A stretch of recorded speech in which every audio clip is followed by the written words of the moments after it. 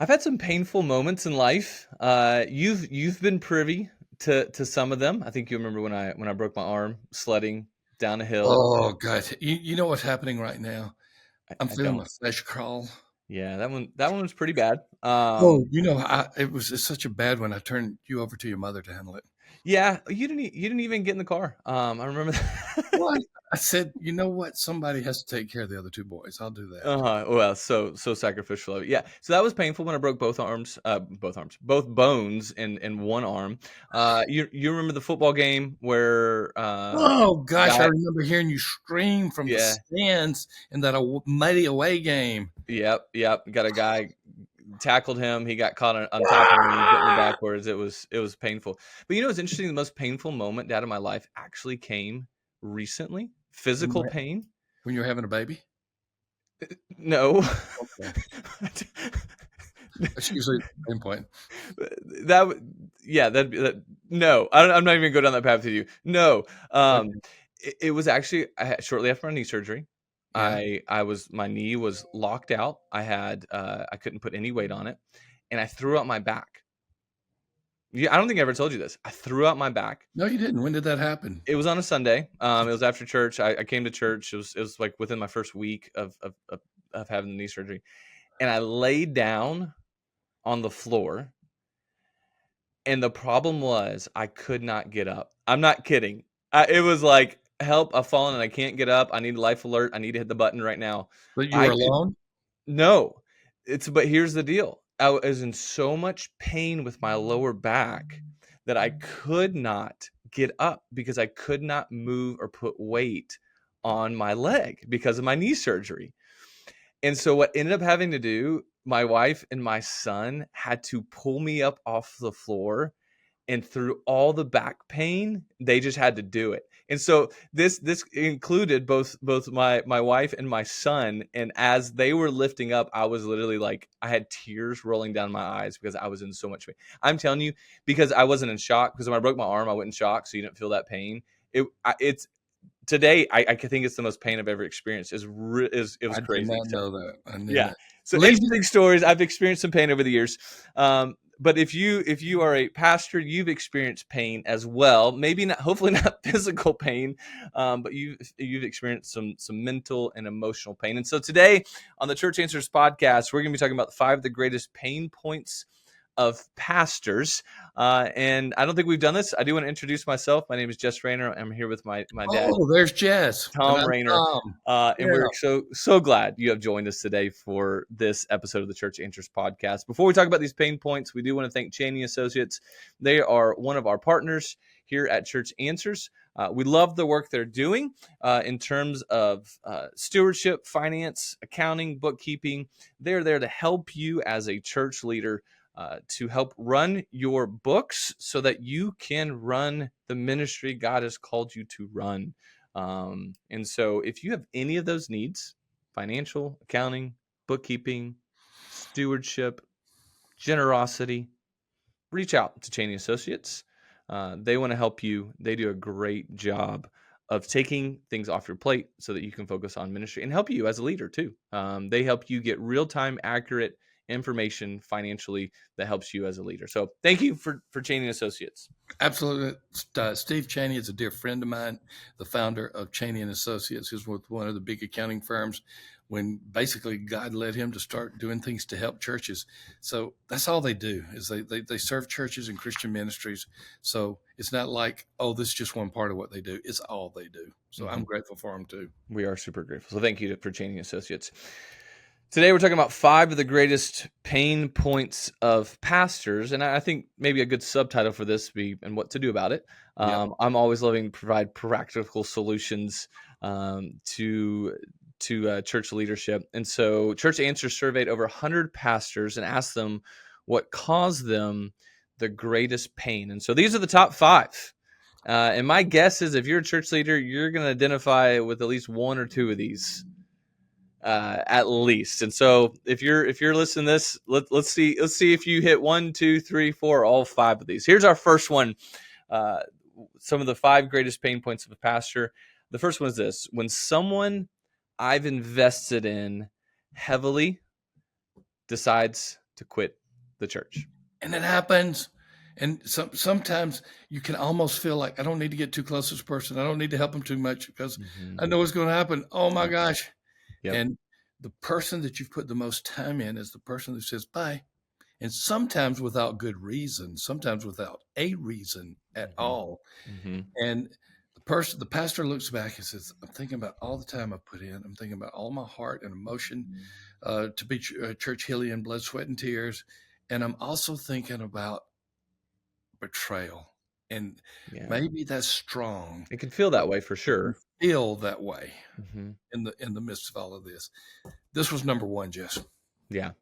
Yeah, and I think if anyone who's been a pastor or church leader, I mean, if you're leading in a church and you invest in someone, um, when they leave for good reason, hey, they're, one job relocation or going back Yeah. to be with family, there's lots of reasons. Even that still stings a little bit. Oh boy, Um, that's it. that's just the pain of seeing a relationship have distance between it. But when it comes out of left field and it comes without reason, it hurts. It hurts, And you, especially depending on what type of ministry you're in. In the church planning world, um, I feel like that happens a good bit more. I guess that's more just my observation. I don't have well, any I think hard there's data. reason behind it. You've got your gung ho cheerleaders. I want to be a part of something new, and it's only up to a point, and then they're gone. I think Hmm. that's endemic to church planting as much as anything else. Yeah, I would say maybe there's some instances, higher instances of this in church revitalization. Would you say that's true? I don't know. In church Okay. revitalization, by the time that you get there, the people are pretty entrenched, and if they leave, you really want them to. Okay, that's true. That's true. So how do you handle this? When you see this comes up, do you reach out to that person? Do you try and get closure? I mean, obviously, you're going to take your pain to the Lord first, but what are some ways to handle these situations when someone just leaves the church? Let's just call it leaves the church unexpectedly. I think that's the pain point. How do you handle that? I'm going to give at least one call, text, email, at least one, Yeah. and say, I'm shocked, I'm surprised. Can you please tell me what's going on? Will you call me, text me, etc. So I'm going to do at least one, but I'm not going to chase it, Jess, because once I start chasing it, I'm chasing the most negative emotions I have at the time. Hmm. So I will reach out up to the point that I think I've done what I need to do for that person to respond, for that person to know that I've responded. So number one is I'm going to reach out, but I'm not going to reach out and just keep on asking for some type of closure because sometimes it does not happen. Second thing I'm going to do is I mentioned this in our previous podcast, I'm going to give perspective. And Right. here's perspective. It happens to everybody. Hmm. It, this happens to all pastors. You're not alone in this. And just the very fact that this is a common pain point, in fact, in our survey, the most common pain point, that very fact tells me something that, okay, I can survive this because a lot of other people have too. We tend to get introspective when someone that we've gotten really close to and expended a lot of time, emotion, energy, and our love for that person leaves us. And we start saying, what did I do wrong? What should I have done differently? And that introspective is good up to a point, but then it begins to be negative and it's time to move on. Yeah. One of the phrases I've used often is one. This goes back to God's sovereignty, that I believe God brings back, or God brings into my church life certain people at certain times for certain reasons. And while the departure may not be the way that I would have envisioned it, if someone leaves unexpectedly and doesn't really give a reason, I look back and I try and see the good. I try and see what that relationship brought. Sometimes it's someone who helped grow the church, someone who helped start a ministry, someone that became a strong disciple that became disciple others. I look back and like there was purpose in it. There was purpose in it, and even though it hurts right now, even though I feel the pain, there's purpose in that pain. The thing that I think you should really guard yourself against is anger and bitterness, Mm-hmm. and because that can be really tough, and that can cause a lasting impact on you and the ministry, even though this person may not be there anymore. um, I too. always open the door. I tell people this when some people who just say, hey, we're headed out, but don't ever give me a reason. I let them know, hey, our doors are always open for you. And what's cool is sometimes people do come back. They do. They do. I would always tell them, "You shut. I never want to see you again." So good riddance. Okay, well, No, you're right. I'm wrong. yeah, I love how we contrast our ministries at different times. There's a reason you're a pastor now, and I'm not. Oh, that's not the advice we're going to give here. So that is the top one. When someone I've invested in as a pastor or as a church leader, I've spent a lot of time with them. They quit unexpectedly and sometimes without reason. And so I do love the idea of reach out. Like don't just assume. Try and get an answer. Try and get that clarity and that closure if you can. But just trust what God has done through those people and pray for them as they leave. So that was our first one. Our second greatest pain point of pastors is when I have to say something about money and giving. I don't know if I would have put this one towards the top of the list. And you would not have. Jess Okay. Rayner would not have. Okay. And that's going to allow me to expand this just a little bit. All right. There are a couple of perspectives on this, major perspectives. Perspective number one is when pastors dread talking about money, stewardship, generosity, it's usually because they're operating off of misinformation. That, they don't want to know. They're going to say, all you ever talk about is money. And they're going to have something that they've heard or has been said in the past that has no firm evidence other than just a few here and there have said those things. And they're going to operate off of that. That's reason number one, because they have the wrong idea about money. Believe me, church leaders, the local university, the local nonprofit, tons of organizations are asking your members for money. And don't think that you cannot talk about it. And it's not just asking for money. It's just talking about giving. It's talking about generosity. It's talking about stewardship. So number one is misinformation. Number two, you don't do it enough. And when you don't do something enough, it feels uncomfortable. Yep. Yes, you and I, unlike your two brothers, are two people who never thought that we would be regular speakers. In other words, neither one of us had a desire to be public speakers. Neither one of us certainly didn't think we were going to be pastors and then our other roles that we have. And so we don't know that world where we've come into this and everybody's just a natural speaker. And how do they do that? I think your oldest brother woke up in the womb with a conversation going on. But you and I have had to learn that. And we have to learn about giving and generosity. And this comes back to you. Here's one of the reasons, among others, that you're not uncomfortable, because you talk about it regularly. It's part of your rhythm. It's part of what you do. I'm going to encourage the listeners, the viewers, and we'll put in the show notes to go to church@sh.com. That is the right URL, isn't it? Yeah. Church@sh. Look at one of Jess's sermons or look at one of the streaming services. Go to the end where Jess is doing the closing announcements and see how he handles giving. It's not going to be earth shattering if you go look at it. It's very quite simple. And it shouldn't be earth shattering. It's it's a constant reminder that you do every week. Thank you for giving. Your generosity is what keeps this church going. Oh, by the way, and you said this was last Sunday, we just saw someone profess Christ as their Lord and Savior through the act of baptism. It's your generosity that makes these kind of ministries possible. And so you just built it into the fabric. And even if you don't say something with that specificity, you're saying, thank you for giving. Yeah. And you put a slide up there. It's just regular. And just for clarity's sake, I did say that someone publicly professed the inward decision of their salvation. Are you thinking I'm talking about baptismal regeneration? I just want to clarify you said that I said. But yes, I did. They had gone into the water, and so now we're about to watch them get saved. That's what he said. I want to clarify the words that you said because you were semi-quoting me. But someone had just recently they had just gotten baptized because of they had begun a relationship with Jesus Christ prior to that. And so we were celebrating that. And it's a reminder. It's a reminder that the generosity does matter. So again, it's nothing. You go back and look at the clip. If you That's the point. It's nothing. Right. But the frequency of it does help. And I'd say, if I could think of an underlining reason why it's a pain point, is there's a fear of communicating about money because you're afraid of asking people to give.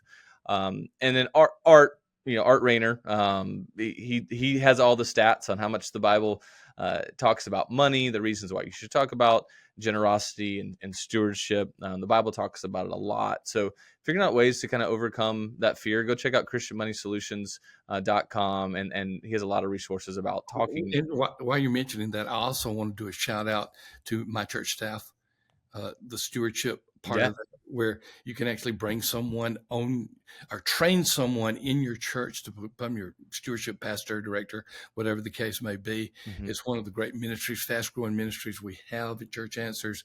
It's called My Church Staff. For $100 a month, you get someone who's mentored every single month on how to be the stewardship leader in your church. Talk Yeah. about something that I shouldn't say this, but it really pays for itself. Yeah, it does. And so if you have that fear and want to learn or have someone in church learn about stewardship, that's a great resource. But I think just talking about it, and two, when you're preaching a passage about money, just or you're preaching a passage and money's in the passage, address it. Take the natural rhythms that you're in as a church. Exactly. We're for large part, I'm an expositional preacher, and so whenever a passage comes up about money, I'm gonna talk about it because it's in the text. Here we go. And it's in a Um, lot of text too, so it it comes is. up frequently. It is. So don't let that fear get in the way. You know what? Another big fear people have? It's actually going out and reaching the community and sharing the gospel. Well, we got a good solution for that too. We partner with Upward Sports, and they do a great job of taking the fear away of going and reaching the community. They do it through athletics, and so we're super excited about Upward Sports and what they're doing. I am super excited about them too because it's really happening. This Mm, is not just a sponsor plug as much as it's to say our research. The more we dig into this, we're seeing more and more the presence of Upward Sports and their many different sports ministries is having a huge impact on conversion growth in churches. That means people are coming to know Christ. How's it happening? Well, let's just use one example. They have many sports, but let's just say basket. No, I'm not going to use basketball league because you're going to assume you have to have a gym. All you need is a field or a parking lot or whatever. mhm. Let's say softball. So a softball team, you welcome the community to come be a part of it. Upward tells you exactly how to design it. And some of your church members are involved. And the next thing you know, they're involved with members of the community. Next thing you know, they're developing relationships. The next thing you know, they are part of the church because they've come to know Christ. We're seeing that again and again. And next thing you know, you can start talking to them about money. Yeah, there you go. Hey, now that you're here, we would like to talk about something even more important. No. See, it's just those two fears I think that sometimes we have in churches is going out and just actually having gospel conversations and talking about money. So both of those they help each other out with that. So, but today we are talking about 5 of the greatest pain points of pastors. So far, we talked about when someone you have invested in for some time leaves the church unexpectedly, and then when you have to say something about money and giving, which brings us to our third pain point of pastors. And our third pain point is this: when I am expected to do everything. And this is going to be true in smaller churches. This is for some reason, I don't know why, your inflection changed when you mentioned number 3. It's Okay. like, I didn't pick up on it. it's like, Explain. oh man, why does everybody expect me to do? You don't have that attitude, Jess, but you are constantly challenged to make sure that the people of the church know that they're to do the ministry of Mm. the work of ministry. Mhm. And so, whether someone's coming up to you and asking you where the toilet tissue is, or someone, you've learned all of that in a church plant. Mhm. Uh, the constant challenge you have before you is, hey, if I do everything, I'm not doing my job. Mhm. Yeah, I mean this goes back to Ephesians 4:12, equipping the saints to do the work of ministry. Um, but the key is those when I'm expected. If the expectation for you as a pastor to do everything exists, then probably a big piece of forward leadership for you is beginning to shift the culture of the church Absolutely. into an Ephesians 4:12 mindset. And that is hard to do. What often has to take place is you have to spend the time developing leaders who are going to lead others. In fact, I haven't been the best at this, and I'm getting better at this through my years of church planning. Church planning, you do have to do everything at some point. It feels like that at least. But Mm-hmm. the church plant, no longer church plant I'm at now. We're kind of moving into this next phase of leadership. And I recently had a directors meeting, which is our second level of leadership here at my church. And I said, I don't want you guys to do anymore. I want you to equip. And so I said, this is something that I need you guys to do is if there's a task that can be done and you can hand it off to a volunteer, please do that. And so it's teaching others, but it's a culture shift, and we always haven't had it at the Church of Spring Hill, and we still fight against it. But what's cool now is I have the opportunity. If someone does ask me about toilet paper, I say, go talk to the facilities director. His name's Dave. He can help you with that. Or here's how you submit a facility request. And so no longer is it going through me, but now they have the ways of handling this instances. But it is a major pain point when you're expected to do everything. Do you ever experience that? Always and forever. I did. Okay. However, because of my personality, you have a more winsome, gregarious personality than I do. And because of my personality, a lot of people just didn't even expect to ask me to do anything. They said, no, don't bother him. He's great. I guess that's another way you could go about it. Just be a curmudgeon. Yes. I don't want to go talk to him. I don't want to go ask him. People bark at me.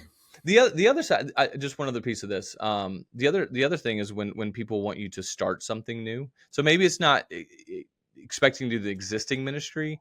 Maybe someone's We ought to expecting, do this. You know, we yeah, ought to sure, do something this. new. As long as it falls with your vision or your mission at church. My favorite phrase is that sounds great. How can I help you do it? And as soon as you're like, huh? Well, God's clearly giving you the passion for it. How can I equip you to do this? And then he's just like, nah, I'm good. I wanted you to do it. That's a Yeah, great line, though. That is a yeah. great line. But again, it's getting out of that expectation that you were supposed to do everything. So I would say if you're listening to this and you're like, I don't even know where to start, but this is a major pain point for mine, just go find one area in your church that you can train one person to start leading. Just start with one. Simple, make a list of all the things you do in a given week that you can hand off to other people and begin to train them. And just go find one. Start with one area. It can make a huge difference. Make a massive difference, and then use that one person as a culture shift. That's a big pain point. I've definitely experienced that over the years. That was our third one. Our fourth pain point that pastors feel and experience is when a staff member turns on me. Yeah, staff conflict is very common. Mm-hmm. Sometimes, particularly, let's say you're the lead pastor and you've brought someone on, and all of a sudden that person is not aligned with your vision or saying and doing some things that indicate that they have become a negative force to the culture. Oh man, that is some of the most painful things. One of the most painful comments I got from a staff member was when I was saying, look, you just can't keep doing what you're doing. You got to do this differently. I was trying to give some corrective behavior. And his response was, I thought when you brought me on, you were going to take care of me. Oh man, it's like it hit me all of a sudden. I brought him on the wrong way. I brought him on in a dependency mode, and he expected that to continue. And so that was at least partially my fault. But most everybody, whether that person is part-time, acts like a staff member in a volunteer role, or is full-time, most everybody's going to have painful experiences with staff members. Yeah. And depending on how your church governance is set up, you might have to deal with this in a lot of different ways. If you're a lead pastor and you have a staff member, obviously, reconciliation is the goal. Realignment. I hate when Satan finds ways to get into the church and create division. So fighting against that is obviously the first goal. But if you can't, then you got to deal with it. And so depending on if you're, have a personnel committee, you got to go through them. You got to handle it though. You got to handle it. And that's he said, we're going to be proactive and talk about what do we do about it. You got to handle it. You cannot kick the can on this. You can't. Whatever it is, you've got to do it. And that is the next step to deal with this issue. Hopefully, as Jess said, it's going to be reconciliation. It's going to be realignment. It's going to be those things that are positive, but sometimes it's going to be caution, warning, and even termination. And you have to deal with those issues as well. Yeah. Yeah. When you have this level of division, you got to address it and address it quickly because it will spread. Absolutely. And so, but it doesn't take away the pain. It does not take away the pain. Our fifth and final pain point that we're going to be talking about today. This one can get at me really fast. When a member of my family is criticized. This one that I would think of the top of the five we've talked about today. This one just hits me in the gut. One of the more common ones. I'm not talking about your situation one way or the other, but one of the more common ones, as you're talking about, is when a spouse, and let's talk about a male leader in this case, and has a spouse that has not necessarily been called to vocational ministry, but some church members want her called to vocational ministry in their plans, and so they expect her to do co-pastor, associate pastor roles or whatever, and hey, she didn't sign up for this. She's my wife. Mm-hmm. So I realize that there are other things other than husband and wife. I realize that, but that is so very common. Yep. And I will tell you this: I'm in your church, our church, with grandkids. Nobody should say anything about my grandkids. I mean, you can say negative things about your pastor. I really don't want you to say anything negative about the pastor's wife, but you say one word about my grandkids, and we're out in the parking lot. You can feisty in your old age here, but it's true, and that's really hard. When as a church leader, if a family member is criticized, and for me, this is a hard no. You've told me this over the years. I've told this many people over the years.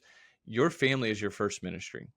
Yeah, it is not like, oh, I have to balance family and ministry. No. That's the wrong attitude. You got two separate categories there. Your family is your first line of ministry. And if you have not done adequately what you're supposed to do there, you cannot go to the next line of ministry. Right. And so with that being said, if someone in a church criticizes your family, you have to protect your first ministry. Exactly. And that's something that just has to be squashed out really fast. And if someone says it to you, I would just be prepared in that moment to have a response ready to go. And I think in some cases it's for me, I'd be pretty blunt in this. I'm like, if someone says something about my kid, I'm going to probably say, no, they're a really good kid. If they criticize it, and I'm going to see their response. And if they continue to go, I'm going to be like, you need to stop right now. You're not going to talk about my child that way. To me, this is one that feels, and I'm not saying this, every person's different, how you handle this. And I'm not saying this is the perfect answer for everything, but I feel like this is something that has to be tackled fast and very clear. Exactly. Yeah. Totally and completely. Yeah.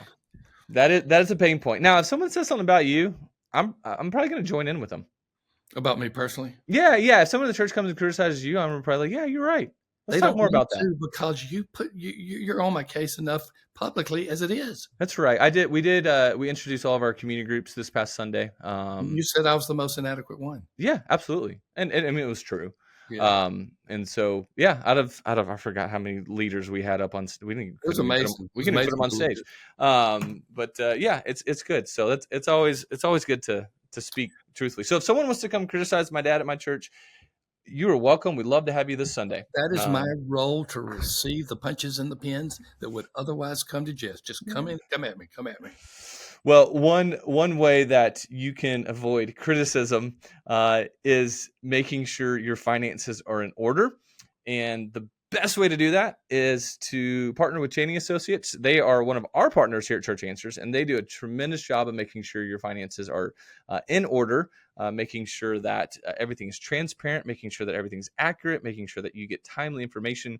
They're going to help you as a church leader lead better. They're going to give you real-time, accurate information to just help you make the decisions you need to make.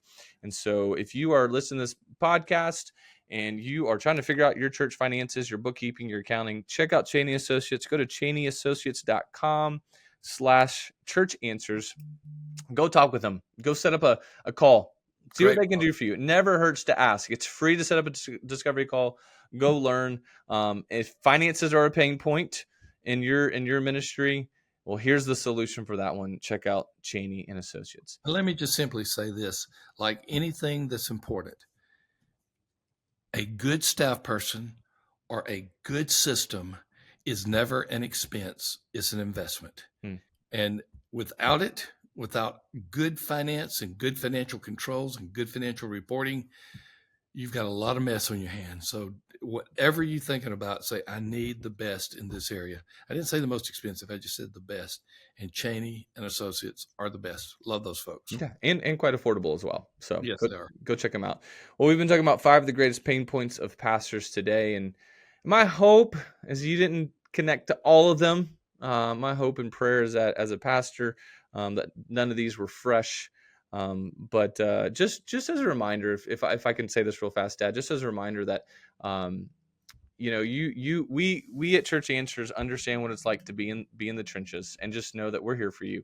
If you're a church leader and you're experiencing some of these pain points, we have a community of church leaders, community of pastors that's absolutely amazing. Church Answers Central, which is our online forum, is an amazing place to go. It's getting more and more active every day. It has been a place where we have seen pastors have some of these pain points, and it's such a wonderful reminder that you're just not alone. So one, if you're not a part of that, please go join. We'd love to have you in there. But two, just as a general reminder, if you're listening to this, you're not alone in this. That is so true. I get it. I'm a pastor as well, and if you experience these pain points, we're here. You're not alone.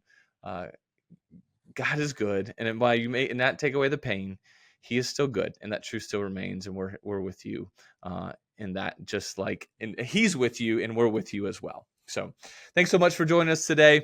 It's been great, even though this topic is tough. It's important, but it's also important just to be reminded that you're not alone in this. So, thank you so much for listening to the Church Answers podcast. We'll see you on the next episode.